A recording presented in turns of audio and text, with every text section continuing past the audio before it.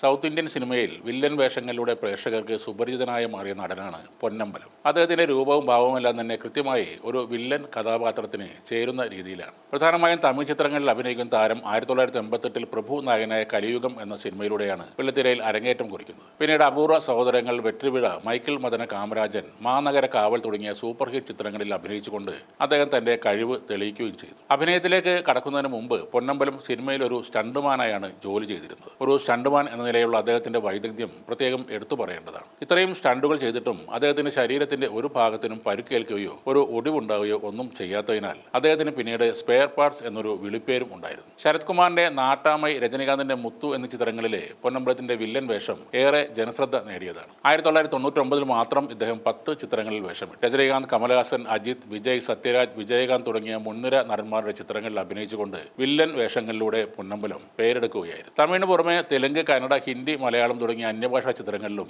ഇദ്ദേഹം അഭിനയിച്ചിട്ടുണ്ട്. 2022 പുറത്തിറങ്ങിയ കാറ്റേരി എന്ന ചിത്രത്തിലാണ് പൊന്നമ്പലം അവസാനമായി അഭിനയിച്ചത്. 2022 ഗുരുതര രോഗങ്ങൾ കാരണം അദ്ദേഹത്തിന് ക്യാമറയ്ക്ക് മുന്നിൽ എത്താൻ കഴിഞ്ഞില്ല. നിലവിൽ 2 വൃക്കകളും തകരാറിലായ നടൻ ഡയാലിസിന് ചികിത്സയിലാണ്. എനിക്ക് ഒന്നിടവിട്ട ദിവസങ്ങളിൽ കുത്തിവയ്പ്പുകൾ എടുക്കേണ്ടി വരുന്നു. 4 വർഷമായി ഒരേ സ്ഥലത്ത് 750 കുത്തിവയ്പ്പുകൾ എടുത്തു. ഇത് വളരെ ബുദ്ധിമുട്ടാണ്. ഉപ്പുള്ള ഭക്ഷണം കഴിക്കാൻ പറ്റില്ല, വയറ് നിറയെ ആഹാരം കഴിക്കാൻ പറ്റില്ല. എൻ്റെ ശത്രുക്കൾക്ക് പോലും ഈ അവസ്ഥ ഉണ്ടാകരുത്. ഞാൻ വിവാഹം കഴിച്ചിട്ട് 25 വർഷമായി.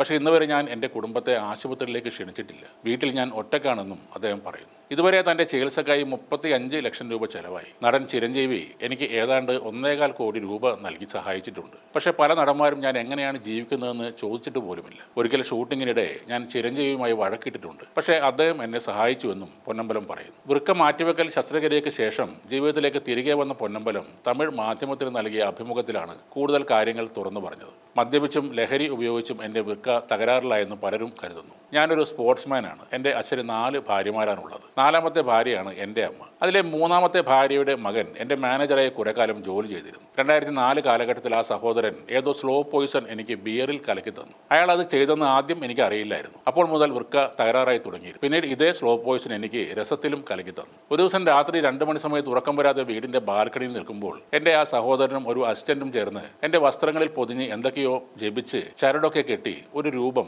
വീടിൻ്റെ മുറ്റത്ത് കുഴിച്ചിടുന്നത് കണ്ടു. പിറ്റേന്ന് ആ അസിസ്റ്റന്റിനെ ചോദ്യം ചെയ്തപ്പോഴാണ് കാര്യങ്ങൾ അറിയുന്നത്. ഞാൻ നശിക്കുന്നതിന് വേണ്ടി കൂടോത്രം പോലെ എന്തോ ചെയ്യുകയായിരുന്നു അവർ. ഞാൻ നല്ല നിലയിൽ എത്തിയതും നന്നായി ജീവിക്കുന്നതും അയാൾക്ക് സഹിച്ചില്ല.